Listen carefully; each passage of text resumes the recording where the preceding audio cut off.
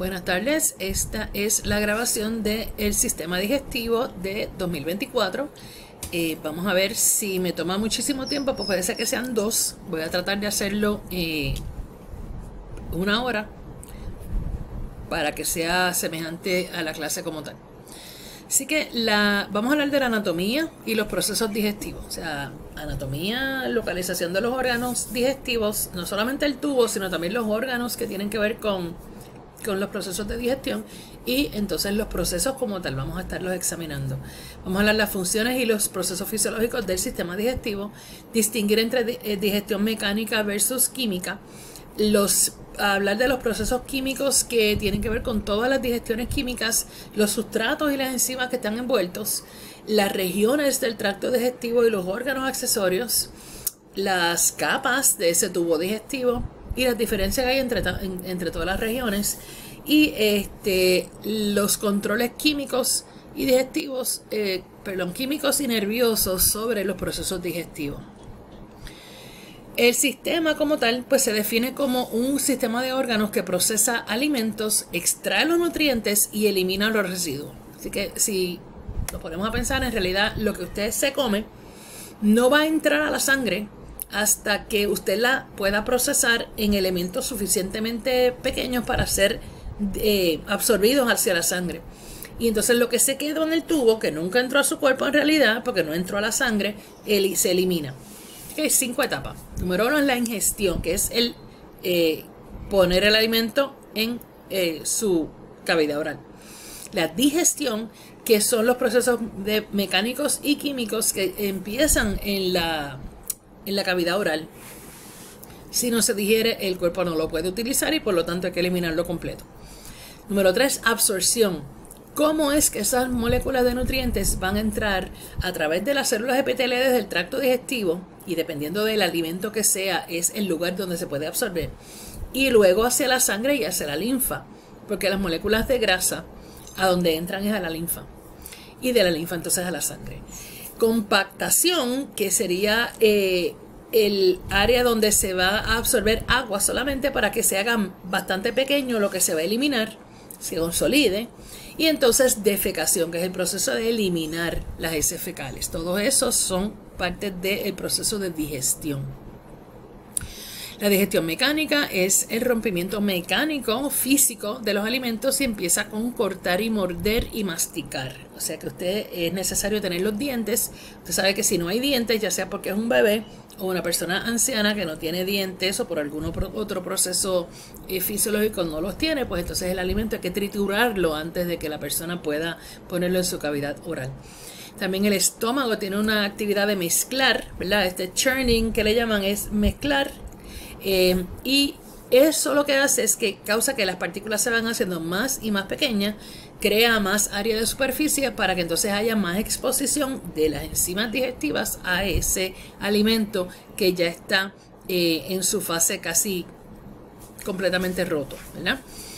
La digestión química resume unas reacciones de hidrólisis. Estas reacciones van a romper esas macromoléculas a los monómeros. ¿Quién lo lleva a cabo? Pues mire, las enzimas digestivas, que empiezan desde las glándulas salivares, así que se secretan primero. Las primeras de algunas enzimas, no todas, van a ir a la cavidad oral. Por ejemplo, además de las glándulas salivares, también hay enzimas secretadas por el estómago, por el páncreas y por el intestino delgado. Y los monómeros de los que estamos hablando, pues mira, los polisacáridos o carbohidratos van a convertirse en monosacáridos. Las proteínas en aminoácidos, las grasas en monoglicéridos y ácidos grasos, o sea, la molécula de grasa que es un glicerol y 3 ácidos grasos. Y los ácidos nucleicos, que también nos consumimos y nos olvidamos de ellos, a nucleótidos, que son sus monómeros. Algunos nutrientes ya están presentes en su forma usada. Se van a digerir y se van a absorber directamente. Estos incluyen las vitaminas, los aminoácidos, porque si consumimos algunos alimentos tienen aminoácidos en forma ya degradada, minerales, colesterol y agua. El sistema digestivo va a tener dos subdivisiones. Una es el tracto digestivo, que sería el tubo que va de la boca hasta el ano, y órganos accesorios, que son aquellos órganos que van a producir secreciones que van a contribuir a la digestión. Esos incluyen pues los dientes, la lengua, las glándulas salivares, el hígado, la vesícula biliar y el páncreas. Esos son los órganos accesorios. El tubo alimenticio, como les dije, desde la boca hasta el ano, mide aproximadamente 30 pies. En vida es más corto porque tiene una contracción parcial y no, por eso es que está bien acomodado, pero ocupa menos espacio. Así que el tracto gastrointestinal, fíjese que va desde el estómago y los intestinos. O sea que no está incluyendo el esófago ni la cavidad oral. Por eso es que el canal alimenticio o tracto digestivo es el nombre que va a incluirlo todo. Y aquí tiene una imagen donde les están ilustrando pues todas estas partes que estamos hablando: cavidad oral, dientes, las glándulas salivares que hay distribuidas en toda la cavidad oral, incluyendo la lengua, el paladar blando, pero hay tres grupos que son más grandes. Está la sublingual, la submandibular y la parótida, que es la que queda aquí al frente de la oreja. Entonces de la cavidad oral pasamos por la faringe. Recuerde que si estamos hablando solamente de tracto digestivo, pues esto ya es orofaringe y laringofaringe. Pasa al esófago, por aquí. Fíjese que la aorta está en asociación bien cercana al esófago, cosa que nos debemos acordar de eso, porque si hay alguna úlcera aquí, el sangrado puede ser intenso. Fíjese que el esófago tiene que atravesar el diafragma. Esto es la vena cava superior y esta es la aorta. El diafragma tiene 3 hiatos, uno para cada uno de esos tubos: esófago, vena cava y arteria aorta. Entonces pasa al estómago. Aquí tiene el hígado cubriendo parte del aspecto anterior del estómago. Aquí dentro está sobresaliendo un poquito de la vesícula biliar. Del estómago pasa al duodeno, que está por aquí detrás también. Es la primera parte del intestino delgado que ocupa todo este espacio central aquí. Entonces el intestino grueso, que comienza aquí desde el ciego, colon ascendente, transverso, descendente, sigmoide y colon, y entonces el recto, con el canal anal y el ano. Tenemos que hablar de la pared del tubo digestivo. Así que el plan estructural es bastante semejante, va a tener las mismas partes, lo único que algunas de estas capas son diferentes en cada área. Y yo me explico ya mismito. Así que usted tiene un tubo que tiene estas 4 partes. Este diagrama es súper importante para su salud mental. Estamos viéndolo desde abajo. Este sería el diafragma. Así que imagínese una persona acostada en una cama mirándolo a usted, pero entonces, como en una película de horror, le cortaron así parte del... Es un corte transverso, ¿verdad? Entonces usted está viendo aquí el hiato esofagial, el espacio donde está atravesando desde la cavidad torácica al abdominal. Entonces, empezando desde adentro, la primera capa es, obviamente, ¿verdad? El espacio se llama el lumen, y la primera capa es la mucosa. La mucosa consiste de epitelio escamoso estratificado, asterisco aquí. Todo el tubo digestivo no consiste del mismo epitelio. Estamos hablando aquí específicamente del esófago, y según nos vayamos moviendo a diferentes partes del tracto digestivo, pues vamos a ver que hay un cambio. De hecho, hay un cambio que no es como en el sistema respiratorio, que era poco a poco, sino que es bastante abrupto. Así que la mucosa del esófago consiste de epitelio estratificado escamoso y es no queratinizado. Luego, debajo de eso, usted tiene una lámina propia, que en realidad es la parte de tejido conectivo areolar, que está inmediatamente debajo de todo epitelio. Y debajo de eso tiene una capa de músculo liso que se llama la muscularis mucosa. Déjame ver si puedo hacer esto un poquito más grande. La muscularis mucosa, que sería esta capa aquí de músculo liso, que está asociada con la mucosa. Luego tiene la capa submucosa, que sería esta capa que está aquí en color cremita. La capa submucosa contiene glándulas y vasos sanguíneos, ¿verdad? Acuérdense que los epitelios no lo van a tener, así que esta capa submucosa y la lámina propia también va a tener bastantes vasos sanguíneos para suplir ese epitelio. La tercera capa es la muscularis externa, que se llama externa porque acuérdense que hay una aquí, la mucosa, que es un poquito más interna. La muscularis externa consiste de 2 o 3 capas de músculo liso y están arregladas en diferentes direcciones. Aquí las tiene separadas, así que esta sería mucosa, esta es la lámina propia, aquí tiene la muscularis mucosa, ya mismo hablamos de los plexos nerviosos que están aquí en amarillo. Esta es la capa submucosal. Y entonces fíjense que aquí tiene 2 capas de músculo liso. Una es la que se llama la circular, que es la más de adentro, la más interna. Que está, si este es el tubo, pues entonces está rodeando el tubo de esta forma. Mientras que la capa longitudinal está colocada en esta dirección. ¿Okay?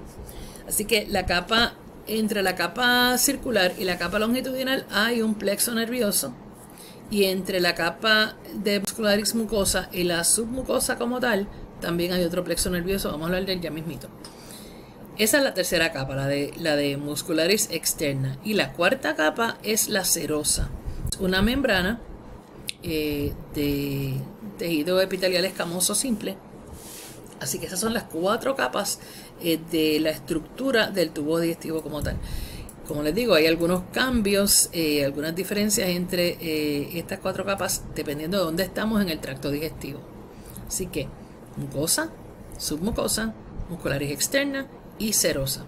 Mucosa del epitelio, la lámina propia, la muscularis mucosa, la submucosa con sus glándulas y sus vasos sanguíneos, la muscularis externa con la capa circular y la capa longitudinal, y la serosa, que es tejido areolar y mesotelio. O sea que van a tener un epitelio escamoso simple que se llama mesotelio y un tejido conectivo areolar asociado con él. Esa es la anatomía general del tracto digestivo completo, desde la boca hasta el ano. Vamos a ver las diferencias cuando veamos cada área. Así que este diagrama figura 25. ¿Qué? A ver cuál es esta. Punto 2. Importante para su salud mental. Yéndonos un poquito más en detalle, vemos que la mucosa o la membrana mucosa tiene, consiste del forro del lumen, tiene este epitelio que es estratificado escamoso de la boca hasta el esófago y en la parte inferior del canal anal.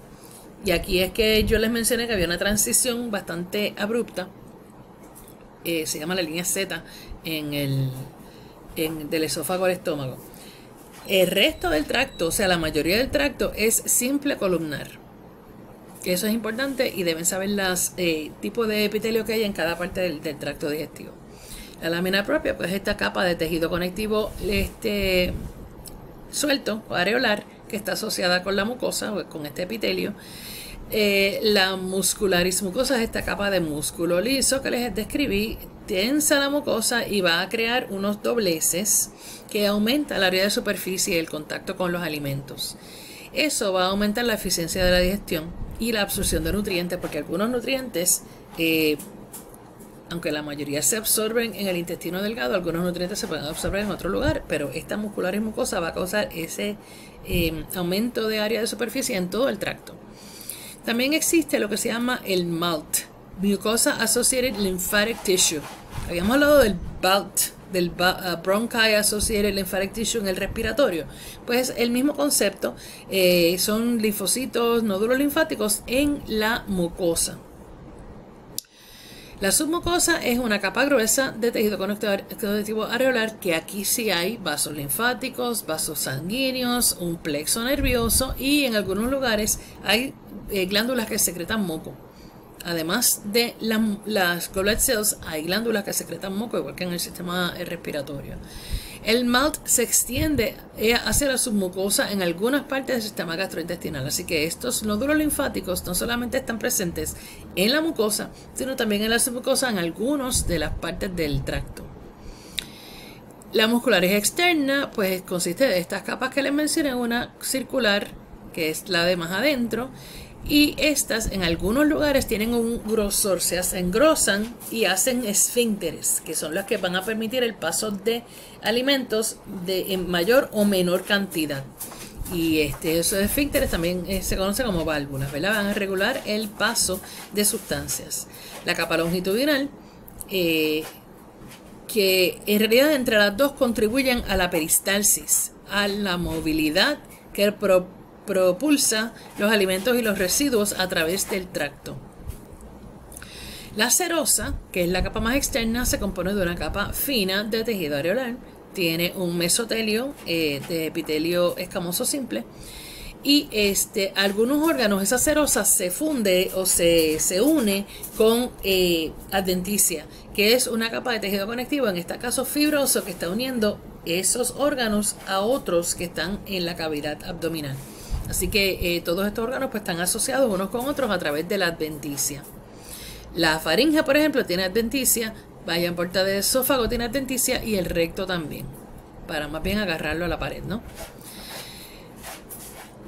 El plexo entérico es un plexo, un network, una red que se encuentra en el esófago, estómago y los intestinos y van a regular cómo se va a mover el material a través de ese tubo. También regulan la secreción, qué cosa va a secretarse, secreciones enzimáticas y secreciones ácidas y de otro tipo de secreción. También el flujo sanguíneo que va a ir a esas áreas, porque si se está llevando a cabo digestión activamente, vamos a necesitar más flujo sanguíneo porque hay más actividad metabólica. Este sistema nervioso entérico ha ganado mucha importancia, siempre la ha tenido, pero nos hemos dado de la importancia que tiene. Trabaja independientemente del sistema nervioso central, pero el sistema nervioso central también ejerce una influencia sobre él. Así que, por ejemplo, cuando estamos deprimidos, cuando estamos ansiosos, hay cambios en nuestro consumo de alimentos, en nuestra necesidad energética, hay cambios en el sistema inmune. Y todo eso depende de la interconectividad que hay entre el sistema nervioso central y periférico y que es el entérico. Muchas veces se considera este entérico parte del autonómico, porque en realidad sus funciones son mayormente o simpáticas o parasimpáticas, mayormente parasimpáticas. Este plexo entérico en general consiste de dos plexos. Uno que está en la submucosa, va a controlar las secreciones de las glándulas, o sea, su función. Y los movimientos de la capa muscular, pero solamente muscularis mucosa, la que hace los foldings, ¿verdad? Los dobleces. Mientras que el plexo mientérico es el que se encuentra entre las capas circular y longitudinal de la muscularis externa. Y eso mayormente tiene que ver con propulsión y peristalsis. Así que son dos diferentes plexos. Aquí tienen el submucosal y aquí tienen el mientérico. Como está más cercano a donde están las glándulas en la submucosa, pues eso es lo que controla la secreción de glándulas, mientras que va a controlar pues el movimiento de estas capas musculares. También hay neuronas sensoriales que van a monitorear la tensión. Por eso es que usted, si está inflado, comió algo que le cayó mal y tiene muchos gases, eso le va a causar dolor. Hay receptores de stretch que estimulan la sensación de dolor o de llenura y las condiciones en el lumen. Así que, una vez más, este diagrama bien importante.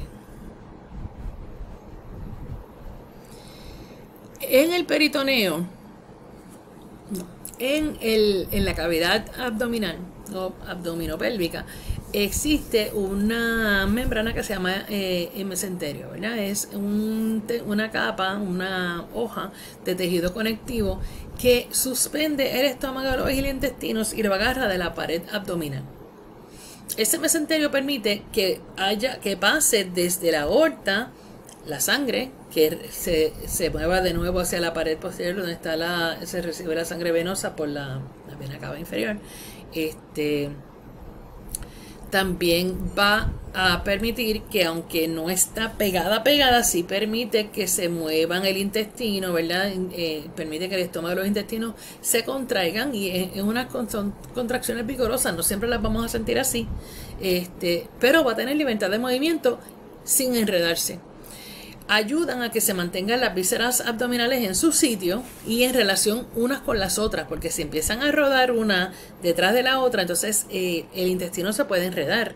Y esa es otra de las funciones, prevenir que el intestino se enrede, y ese enredo puede causar que el flujo sanguíneo se comprometa, y eso es una emergencia médica. También ayuda a que los vasos sanguíneos y los nervios que están en la pared vayan y regresen a través de este mesenterio, y además contiene un montón de nódulos linfáticos y vasos linfáticos que van a viajar de y hacia el intestino. Así que ese mesenterio tiene todas esas funciones y es una capa de tejido conectivo. El peritoneo es parte de ese mesenterio, de esa sistema de membranas que hay. Peritoneo en específico tiene unas funciones aparte, pero sí, una cosa se le llama peritoneo, otra cosa se le llama mesenterio. El mesenterio específicamente es esto que estaba a punto de describir. Así que el mesenterio es una sola membrana que está doblada. ¿Se acuerdan cómo la pleura y el pericardio era una membrana que se doblaba y entonces tenía un espacio?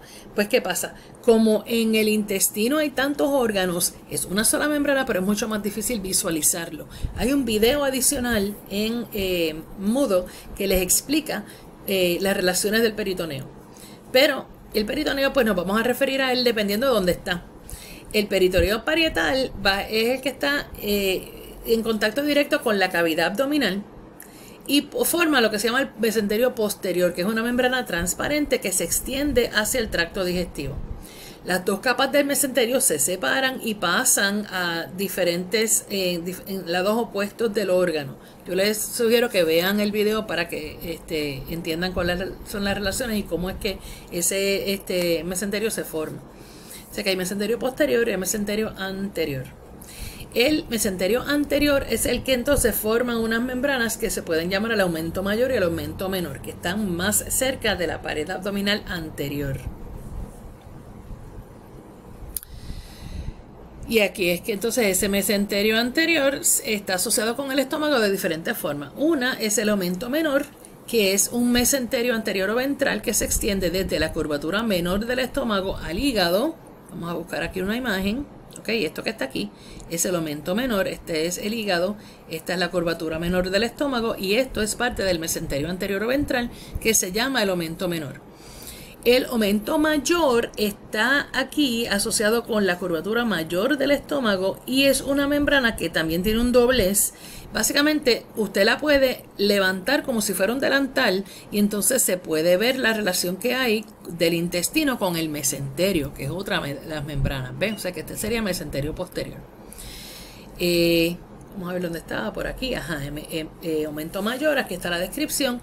Es desde la curvatura mayor del estómago, va a cubrir el intestino como si fuera un delantal. El margen inferior se vuelve a doblar, o sea que hace lo mismo que hacía la pleura y el peritoneo, ¿verdad? Se dobla y entonces forma un pouch entre la superficie profunda y la superficie, la capa superficial. Entonces forma unas membranas serosas alrededor del vaso, spleen, y del colon transverso, que es esto que está aquí. Y el vaso está por aquí detrás. El intestino lo está tapando.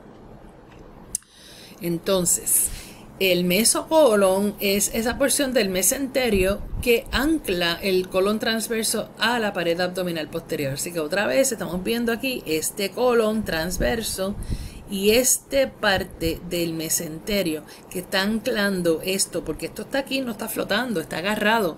Y eso que lo agarra se llama mesocolon, es parte del mesenterio. De hecho, cada parte del mesenterio tiene un nombrecito dependiendo de con quién está asociado. Hay un mesenterio del apéndice o mesapéndice, etc. Y el aumento tiene una función importante. Es de las primeras defensas que tenemos en contra de toxinas e infecciones. En caso de personas que han tenido cirugía abdominal, ese mesenterio pues empieza a crear adherencias y a veces se pega. de los órganos, así que a veces es más conveniente pues simplemente quitarlo, pero es una defensa importante. Así que ya que describimos el peritoneo, y una de las razones es que hay órganos que quedan completamente rodeados por peritoneo, y en ese caso esos órganos van a ser intraperitoneales, como por ejemplo el estómago, el hígado y partes del intestino menor y mayor. Y hay órganos que solamente tienen peritoneo en una parte, así que si está el órgano aquí y el peritoneo lo está cubriendo en su aspecto anterior nada más, el órgano se considera que está detrás del peritoneo o retroperitoneal. Y a esos órganos serían, por ejemplo, el duodeno, el páncreas, partes del intestino mayor, del intestino grueso. Así que usted debe saber cuáles partes del tracto son intraperitoneal y cuáles partes del tracto son retroperitoneal.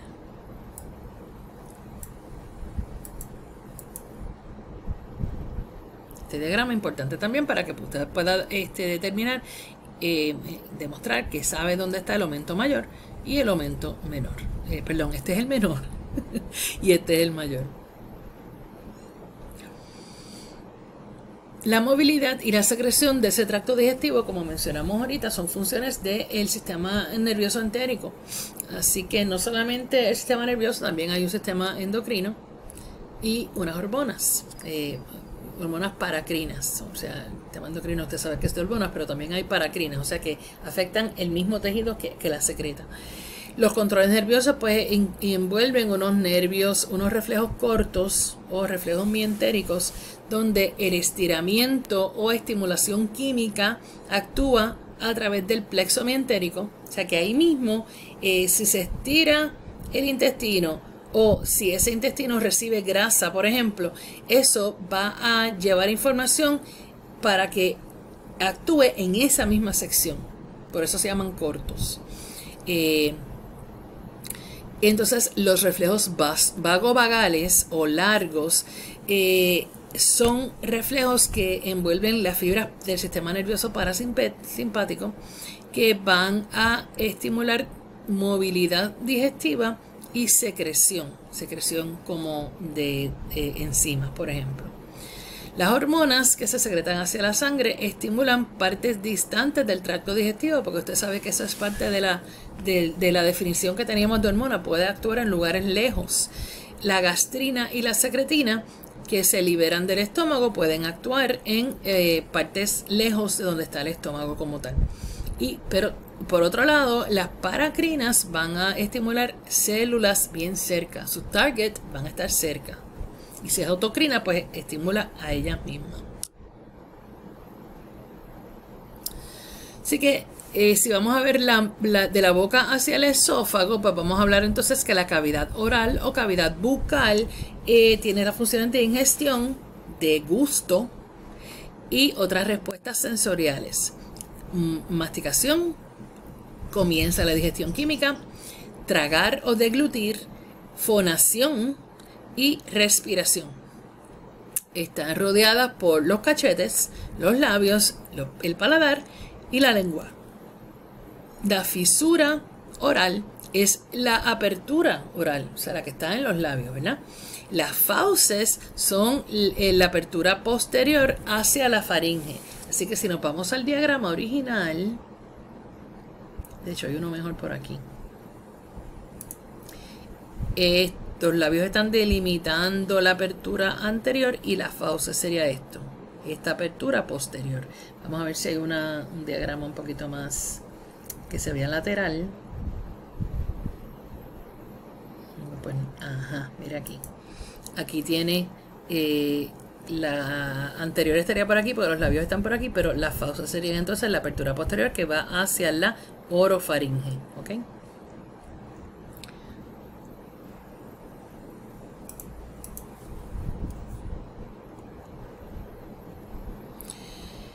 Vamos a ir bien rápido sobre estas áreas de la cavidad oral.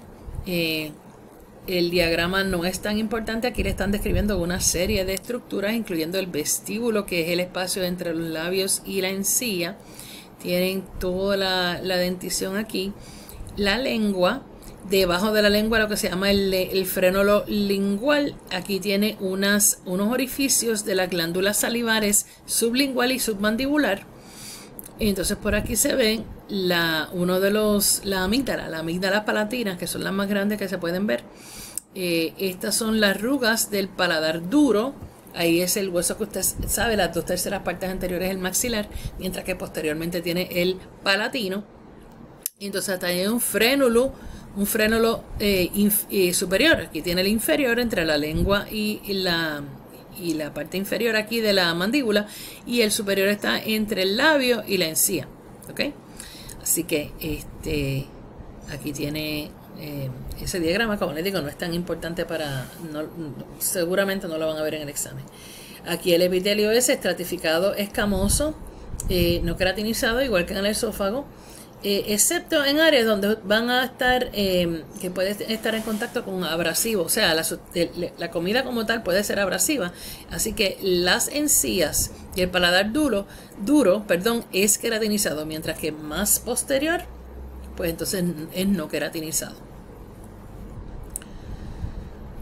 En cuanto a los labios y los cachetes, su función es mantener el alimento dentro de la boca. Cuando tenemos parálisis facial nos damos cuenta que es mucho más difícil mantener el alimento dentro de la boca. La parálisis facial la podemos sentir, por ejemplo, después de un procedimiento dental, donde a veces se adormecen partes de estas estructuras. También está envuelto en la fonación. Igualmente, cuando hay parálisis, pues no se pueden formar las palabras de igual forma.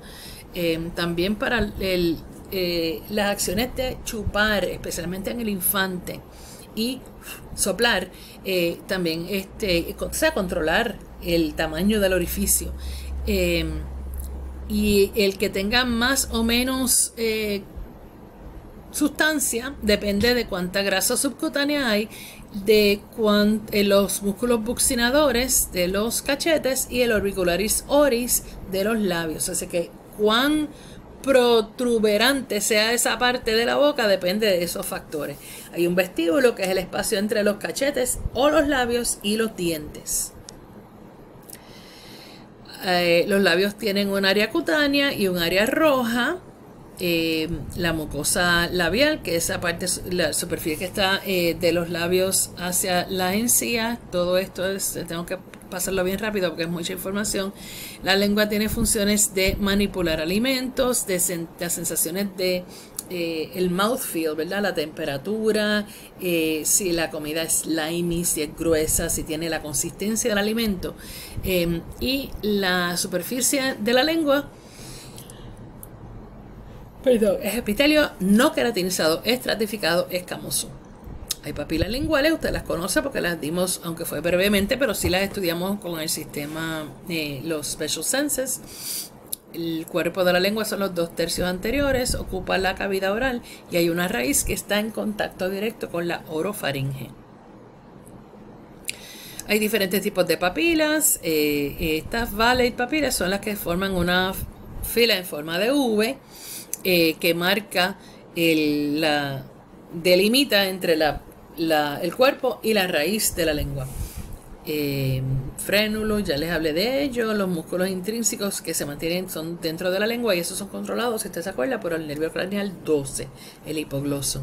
Y también hay músculos extrínsecos que controlan el orificio posterior cuando usted está tragando, ¿verdad? Estos son los que van a producir los movimientos más fuertes para la manipulación del alimento. Incluyen los geniogloso, iogloso, palatogloso y estilogloso. Y fíjense que todos terminan en gloso porque están conectando con la lengua. Genio es de la curva de la mandíbula, io con el ioide, palato con el paladar y stilo con el proceso estiloide del hueso temporal. Las glándulas linguales, hay serosas y hay mucosas que secretan porción de la saliva, y las tónsilas linguales o las amígdalas que se contienen en la raíz de la lengua. Y aquí tiene entonces, pues aquí las papilas Valade, el surco terminal. Aquí tiene las lingual tonsils, porque la lengua como tal tiene también amígdalas. Usted las siente inflamadas cuando tiene algún proceso viral. Bien posteriormente va a haber la epiglotis, que recuerde que era una válvula, ¿verdad?, que cierra la entrada a la tráquea cuando usted está tragando. y la diferencia entre el cuerpo y la raíz de la lengua. Aquí estamos viendo un corte coronal donde esta sería su hueso hioide. Este es el músculo milohioide. Esta es la mandíbula, así que milohioide. Este es el músculo hiogloso porque va del hioide a la lengua. Estos son los músculos intrínsecos de la lengua. Aquí tiene parte también de los músculos intrínsecos vistos en otra dirección. Este diente pues está asociado con la mandíbula y entonces este es músculo buccinador. El paladar sabe que tiene una porción ósea o dura y una porción blanda. La porción anterior es la que tiene los procesos palatinos de la maxila y los huesos palatinos, y en el paladar blando usted tiene la úvula, que es la campanita que está en la parte bien posterior del orificio posterior. Dos dientes se llaman la dentición cuando hablamos de él colectivamente. El adulto tiene 32 dientes, 16 en cada una de las mandíbulas, 16 en la mandíbula y 16 en la maxila. Dos incisores, que son los que cortan los más anteriores, un canino, dos premolares y tres molares. Así que aquí tiene la dentición en el adulto, los dientes permanentes, y estos son los dientes en el infante, los dientes de leche, los dientes, los baby teeth, ¿verdad? Fíjense que el adulto pues tenemos los incisores, son 4, los centrales y los laterales, los caninos, premolares, otro segundo premolar, y entonces los molares. Fíjense que aquí le dicen las edades en que ellos salen en años, y aquí en meses. Cada diente está metido en un alveolo, que es el espacio en el hueso, y es una articulación de tipo confosis entre el hueso y el diente.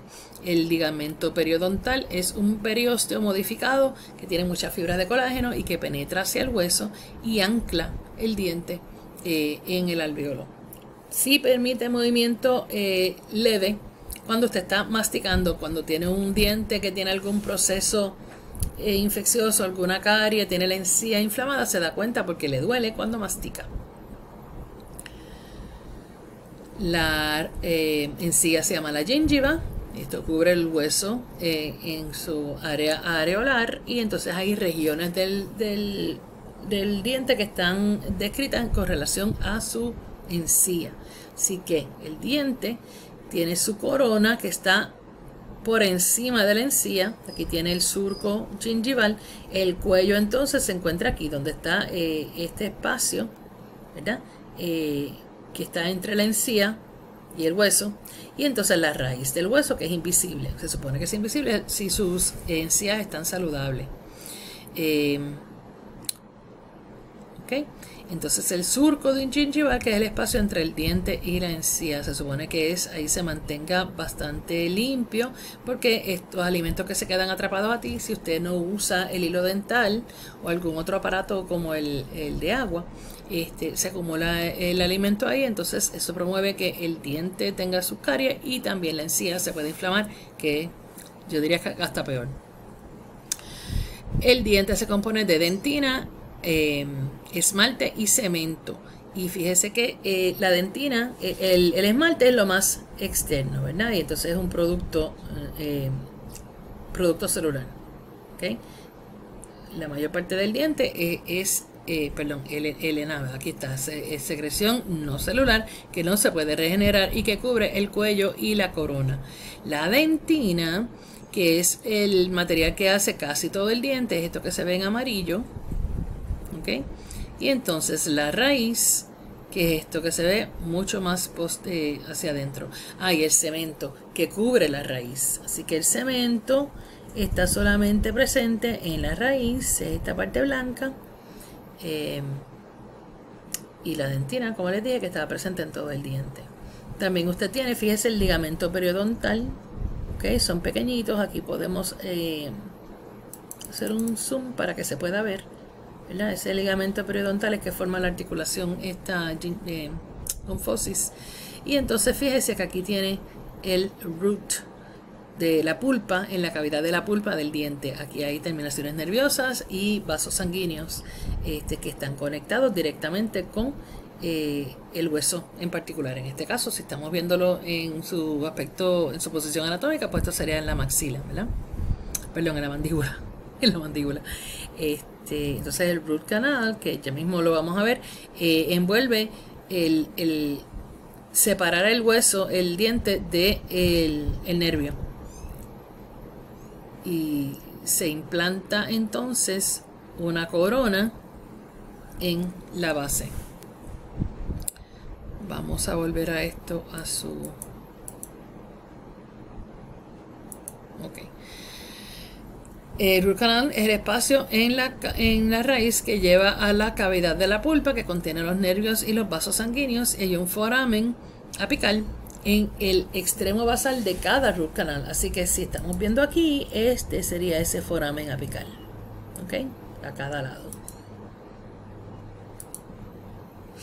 La oclusión es donde los dientes se encuentran uno con el otro con la boca cerrada. O sea que las superficies oclusales de los premolares y los molares se supone que tengan unos bumps que caigan uno encima del otro para que entonces puedan contribuir a el grinding, ¿verdad? El erosionar el alimento con estas superficies que forman parte de la oclusión. Los dientes se desarrollan debajo de las encías, entonces van a aparecer en un orden en particular que vimos en el diagrama anterior. Hay 20 que son los de leche o los no permanentes o los dientes primarios que van a salir de los 6 a los 30 meses de edad, y entre los 6 años y los 25 años entonces van a seguir saliendo los dientes permanentes. Los molares, terceros molares, son los dientes de juicio, que pueden salir de los 17 a los 25, pero no siempre hay espacio suficiente en la mandíbula y la maxila y se pueden impactar. Entonces ahí es que usted tiene que tener la cirugía para sacarlos de sitio. Aquí tiene el cráneo de un niño donde puedes verse algunos de los dientes que no han salido. Estos que tienen asterisco son dentadura secundaria o permanente. Hay una lectura sobre enfermedad del diente y las encías. Hay un montón de bacterias. El sitio más asqueroso de nuestro cuerpo. 700 especies de microorganismos, incluyendo bacterias. La placa es el residuo en los dientes, que ahí incluimos los azúcares de alimentos que no cepillamos y las bacterias que están alimentados de ellos. Las bacterias metabolizan los azúcares, liberan ácidos, y eso es lo que causa las caries, porque van a disolver el enamel, esmalte, y la dentina, y entonces forma estas cavidades, en inglés cavities, en español caries. Entonces si la carie llega a la pulpa, entonces hay que extraer el root canal de la pulpa. Si llega allí, entonces ya no se puede arreglar el asunto, hay que remover todo esto, y entonces se ponen unos postes que se cementan aquí en el hueso, y luego se pone una corona. Al principio se la ponen temporera, pero es importante que usted pues se la ponga permanente porque no van a durar mucho. La placa usted la siente de un día al otro. Si usted no se cepilla los dientes todos los días, se da cuenta que tiene como un residuo, el diente no se siente tan limpio, y esa placa, si usted no se ocupa de cepillarla, se va a calcificar y deforma lo que se llama la piedra, ¿verdad? El tartar, que penetra al surco y entonces va a separar el diente de la encía, y ahí empezamos con los problemas de las encías. Se llama gingivitis, la inflamación de la encía, y si afecta el hueso, aunque haya empezado por la encía, se llama enfermedad periodontal. Luego pasamos a masticación. Es el acto de masticar. Se rompen los alimentos a pedazos más pequeñitos que usted traga y expone más superficies a las enzimas digestivas. Este es el primer paso de la digestión mecánica. Vamos a tener un reflejo involuntario de masticar cuando el alimento entra a la boca. Así que una persona dormida puede masticar, ¿okay? La lengua, el músculo buccinador y orbicularis motoris manipulan el alimento dentro de la boca, lo vamos moviendo dentro de un lado y del otro. Nos damos cuenta que esto es cierto porque cuando nos mordemos la lengua es porque se ha movido de sitio. El macetero y el temporalis elevan los dientes inferiores para, o sea, la mandíbula, para entonces terminar de romper el alimento. Y los músculos pterigoides lateral y medial mueven la mandíbula de lado a lado para también continuar con el proceso este de grinding. La saliva se le añade al alimento que estamos masticando, así que tiene varias funciones: el humedecer la boca, comenzar la digestión de grasas y de almidón. O sea que tenemos lipasas y tenemos amilasas en la saliva. Ayuda también a mantener los dientes limpios, inhibe el crecimiento bacterial, disuelve las moléculas para que puedan estimular las papilas gustativas, los buds como tal, la parte química, porque si no hay saliva no vamos a sentir el sabor del alimento. Y entonces, ¿dónde me fui? Aquí. Y entonces ayuda a la formación del bolo alimenticio para que usted se lo pueda tragar. La saliva como tal es una solución hipotónica. Hipotónica quiere decir que tiene más agua que solutos, ¿verdad? Comparado con su sangre. Tiene del 97 al 99.5% agua, tiene un pH ácido. Y los siguientes solutos presentes en ella. Importante información: tiene moco, tiene electrolitos, tiene lisocima, que es una enzima que mata bacterias, tiene inmunoglobulina A, que tiene actividad antimicrobiana, amilasa salivar y lipasa salivar, para comenzar con el proceso de digestión química. Hay glándulas salivares intrínsecas o menores que son pequeñas, están dispersas por todos los tejidos orales y van a secretar saliva a una tasa más o menos constante, aunque no estemos comiendo. Se encuentran en la lengua, en los labios, en el paladar y en la región de adentro del cachete o bucal.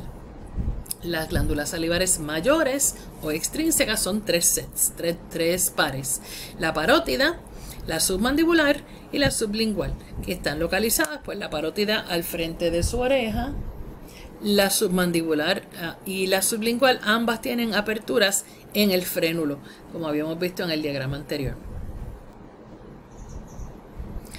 Mira, aquí están. Esta es la parótida con su ducto. Cuando usted puede, hay gente que tiene habilidad de echar un chorrito de saliva hacia afuera de la boca. Mi hermano era experto en esto. Y lo hace porque está saliendo por un solo ducto, ¿verdad? La submandibular y la sublingual tienen un ducto que sale pero debajo de la lengua, así que también puede salir la saliva por ahí. Fíjense el frénulo aquí y la posición de la submandibular y la sublingual. La anatomía microscópica de las glándulas salivares son de este tipo, ¿verdad? Son glándulas, tienen porciones mucosas y porciones serosas que entonces pasan a través del ducto, y este sería un ejemplo de glándulas exocrinas.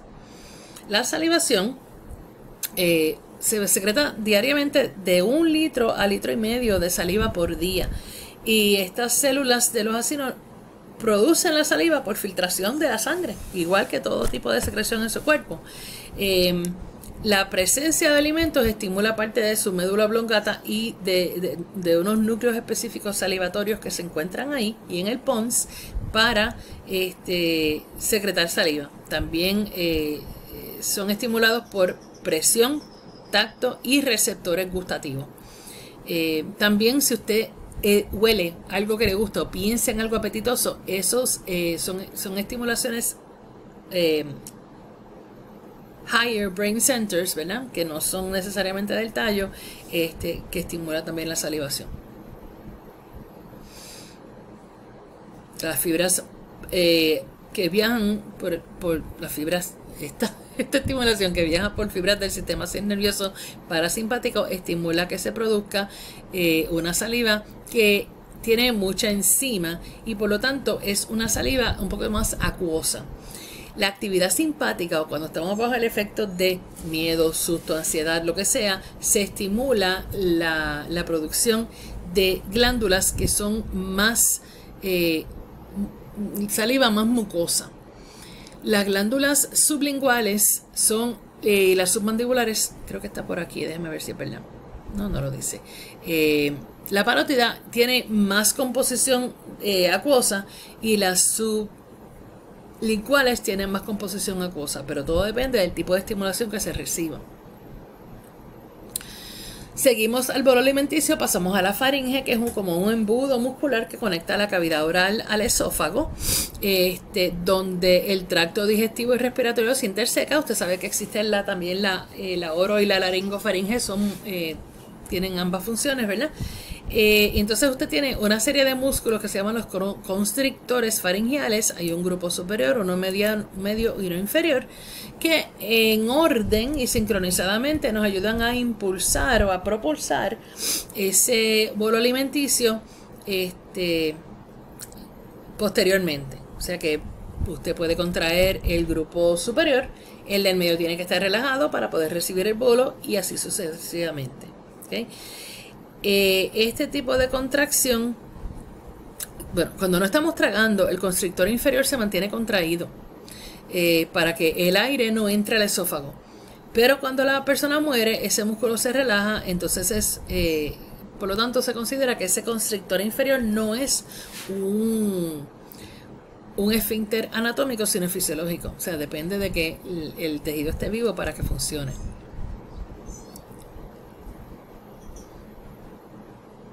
Continuamos con el esófago, que es un tubo muscular de 25 a 30 centímetros, más o menos 12 pulgadas. Empieza a nivel de C6 y el cartílago cricoide, que es el que está debajo del tiroide, se extiende desde la faringe al orificio cardíaco, que es donde abre el estómago, y eso pasa a través del hiato esofagial, el diafragma. O sea que hay un pedacito del esófago que está debajo del diafragma y luego entonces abre hacia el estómago.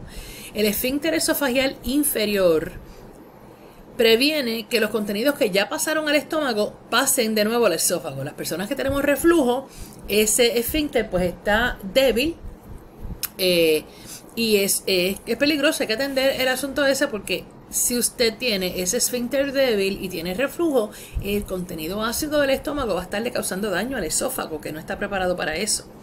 Así que el heartburn, esa sensación de quemazón que uno siente a veces, la gente se confunde y piensa que es un ataque al corazón, es el reflujo de ácido hacia el esófago. El esófago está organizado en las mismas capas que vimos al principio, ¿verdad? Pero tiene unas especializaciones regionales. Hay glándulas esofagiales que van a secretar moco. La musculares externa va a tener solamente dos, dependiendo de la región del esófago donde esté, es músculo liso o músculo esqueletal. Y esto es importante porque los constrictores son músculo esqueletal que usted controla voluntariamente. Pero la primera región del esófago, por lo tanto, tiene músculo esqueletal, en la musculares externa. En la segundo tercio va a tener una mezcla de fibras voluntarias e involuntarias, o sea que tiene músculo esqueletal y músculo liso. Y en el último tercio, el que ya está acercándose al estómago, es todo músculo liso, que es involuntario. Así que, aunque la mayoría del esófago está en el mediastino, antes de atravesar el diafragma, está cubierto por adventicia, y esa se va a unir con esa adventicia, esas fibras, esas membranas que están cubriendo la tráquea y la aorta, ¿tá? En la cavidad torácica. Y hay un segmento corto inferior al diafragma que está cubierto con serosa. ¿Okay? El acto de tragar o deglutir es una acción bastante compleja porque envuelve músculos de la boca, de la lengua, de la garganta y constrictores. Son 22 músculos que tienen que trabajar en concierto. Y hay un centro de tragar o de deglución que actúa para coordinar esas actividades. Ese centro de tragar está en la médula oblongata, que es la última parte del cerebro antes del foramen magno, ¿verdad? Ese centro de tragar o de deglución se comunica con músculos de todas estas áreas que les mencioné: faringe, esófago, a través de los nervios trigéminos, facial, el 7, glosofaringio, el 9, e hipogloso. Así que los nervios que controla el centro de deglutir incluyen 5, que es el trigémino, 7, que es el facial, 9, que es el glosofaringio, y los hipoglosos, que es el 12. Estamos hablando de músculos, ¿ok? Así que estos son músculos controlados por ese centro de deglutir que está en en la médula oblongata. Y tiene 3 fases: la fase oral, que está bajo control voluntario, la fase faringeal, que es involuntario ya. Aquí esto previene que el alimento que usted acaba de pasar de la parte oral pase de nuevo a la boca o entre a la cavidad nasal. Así que aquí en la fase faringeal usted no puede respirar a la vez. Los músculos infraioides, que son los que están debajo de la ioide, van a subir la laringe y cubren ese espacio laringeal. Las cuerdas vocales se cierran y el esófago superior se ensancha para recibir ese bolo alimenticio. Fíjese que en la primera fase entonces estamos aquí en la boca empujando este bolo alimenticio posteriormente hacia la orofaringe. ¿Okay? Así que estamos elevando la laringe, cerrando esta válvula aquí y empujando el bolo alimenticio, y el esófago tiene que estar expandido, como se ve en esta fase de aquí. Esta es la fase faringeal. Se eleva el paladar, la lengua empuja y entonces se cierra. Fíjense que esta es la epiglotis, aquí ya cerrando la apertura de la tráquea, y aquí expandido se ve la parte del esófago. La tercera fase es la esofagial, donde comienza una serie de contracciones involuntarias que se llaman peristalsis. Está coordinada por el centro de tragar y el plexo mientérico, que ya empezó sus acciones, porque recuerde que ese plexo estaba en el tubo, en el esófago como tal. El músculo circular se contrae encima del bolo, digamos que el bolo está aquí, ¿ok? Entonces el músculo circular se contrae, aprieta, y ese bolo se va a mover a la primera parte del esófago. Cuando estamos de pie, la gravedad nos va a ayudar, pero aunque usted esté en otra posición, usted sabe que tragar va a hacer que el bolo alimenticio se mueva hacia el esófago, aunque usted esté sentado de lado. No se recomienda, ¿verdad? Pero el líquido llega al estómago en 1 a 2 segundos y lo puede sentir. Si usted se toma algo bien frío, lo va a sentir si no se va moviendo, o algo bien caliente. El bolo alimenticio se tarda un poco más. Cuando llega a la parte inferior del esófago, el esfínter esofagial inferior se relaja para que pase entonces al estómago. Y esta es la tercera fase esofagial, donde vemos esta serie de contracciones en orden circular, la longitudinal.